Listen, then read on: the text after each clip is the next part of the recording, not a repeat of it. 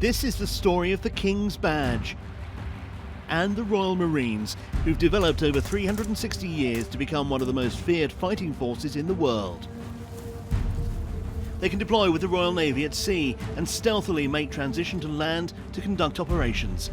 Since 1942, they've been designated commandos and have been on active service every year since, except for 1968.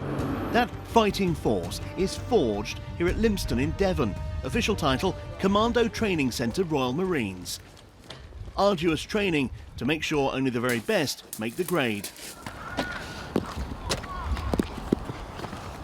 32 weeks of this and the parade square beckons. Time for the King's Squad, as they're now known, to pass out. Family and friends are there, veterans, serving personnel, and occasionally you might get lucky and see a Royal Marine wearing this piece of insignia, the King's Badge. Today, a wonderful part of Royal Marines history is being written. The King's Badge will be presented to the leading recruit, and for only the second time in history, His Majesty the King will be doing it personally. The only time the monarch has awarded the King's Badge was back in 1939. His Majesty King George VI presenting it to Marine Frederick E. Woods. His name can be seen on these display boards inside the drill shed. They list all who've received the King's Badge, beginning on March the 7th, 1918, with Private Ernest Shiner. Not every course, though, is deemed to have a Marine of sufficient calibre to be awarded a King's Badge, so it's a massive honour to get one. And that honour for this King's Squad, born of Troop 362, goes to Marine Osian Stephens.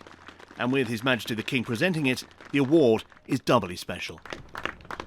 I found out the King was coming before I knew about if I was getting the King's Badge, so that made the interview process for the badge board a lot more intense and a lot more nerve-wracking, but we got there in the end. Very big moment for me, massive moment for the troop as well.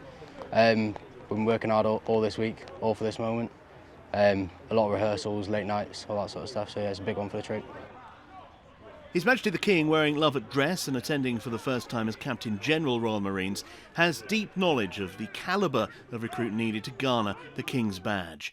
In 1974, Charles endured the Tarzan course while doing his military flying training. This has been a historic occasion for Royal Marines. It's the first time in 85 years we've had the Sovereign, as our Captain General, come and present the King's Badge, which for us is a symbol of absolute excellence for our best recruit. So we have literally written history today, which we're quite excited about. There's no shortcut to get it, and all Royal Marines know a King's Badge holder is the best of the best and destined for great things. Tim Cooper, BFBS, Forces News, Devon. Thanks for watching. For more from BFBS Forces News, like and subscribe to our channel.